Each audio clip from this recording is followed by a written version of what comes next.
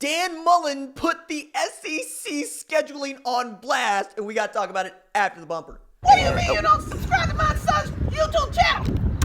Mama, no! Just snap the damn ball, RJ. What's up, kid folks? It's RJ Young. I am not on a step mill. Consider hitting the like and subscribe button because I upload a video every single day. It's always OU related, college football related, sports related. We have a good time in SEC, as Dan Mullen's put the SEC on blast. And I really enjoy this. So the setup to this is all of us have a problem with the way the SEC conference is run football related because they only got to play 8 conference games.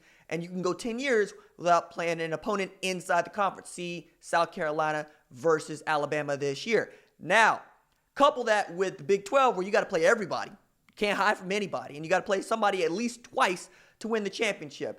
They like to call it the toughest road to a conference title and want that to set the Big 12 apart when we're talking about Power 5 conferences. So the Big 12 always gets a team into the college football playoff because that's what it's all about at that level.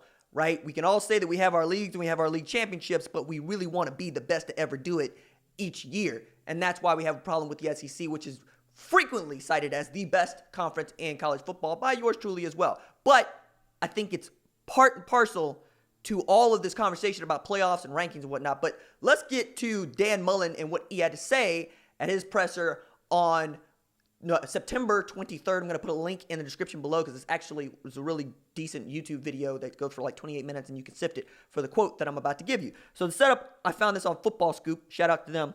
The SEC's expansion to 14 teams, combined with its refusal to expand or modify its 8-game conference schedule, has turned this once annual nominally conference matchup into what is essentially an occasional non-conference series that happens to count in conference standings. And Dan Mullen's excellent quote is, if you look over the next 6 years, I think we play Miami 3 times, Florida State 6 times, South Florida 3 times, Mississippi State once.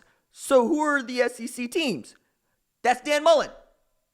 Monday, putting on blast his conference. And this is a man who's been a head coach twice in this conference, won a national championship as a coordinator in this conference. So if anybody has some grounds to stand on when we're talking about taking a shot at the SEC, it is certainly the folks within the conference that have helped to elevate the conference to its supremacy status. Because in the 90s, didn't nobody care about the SEC. Cared about Florida and nobody else because it was Florida State, and you looked at that game, probably we're going to find a national champion in there. And outside of that, Miami a little bit later. You can argue with me about it if you want to, but you're talking about the Big 12 in the early aughts, and then Nick Saban comes to town and LSU, and all of a sudden LSU becomes a juggernaut, and following LSU becoming a juggernaut, Florida becomes a juggernaut, and then Nick Saban does us all a favor, comes back from pro football to college football, and now we got Alabama just lording over the universe as Clemson, South Carolina has ascended to the top of college football supremacy, which is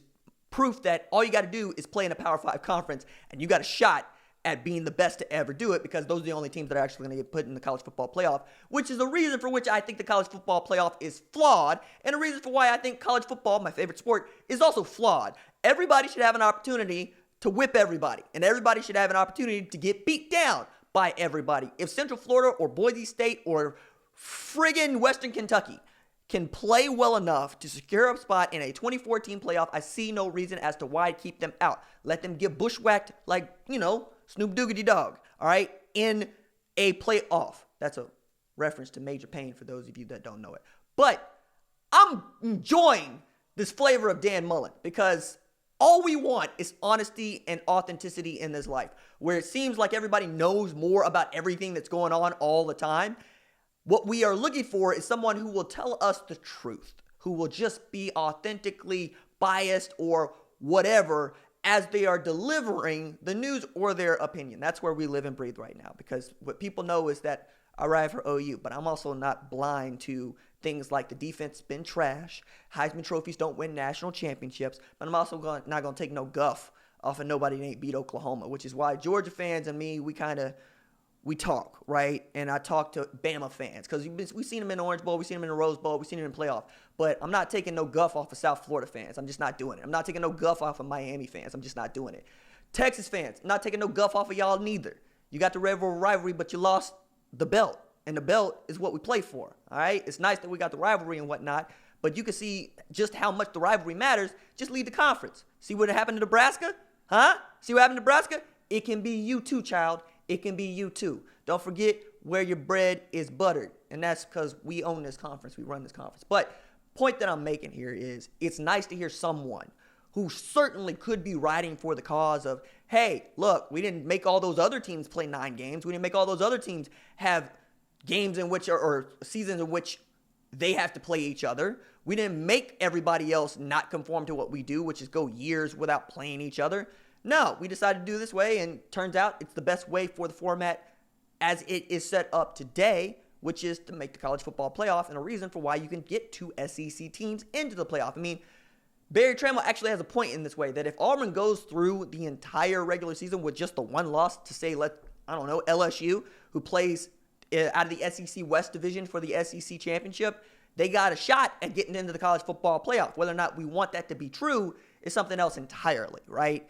And I think the only way to remedy that situation is to expand the playoff. And as many of you don't want to see Group of 5 teams get into the playoff, I don't understand the elite mindset you have here.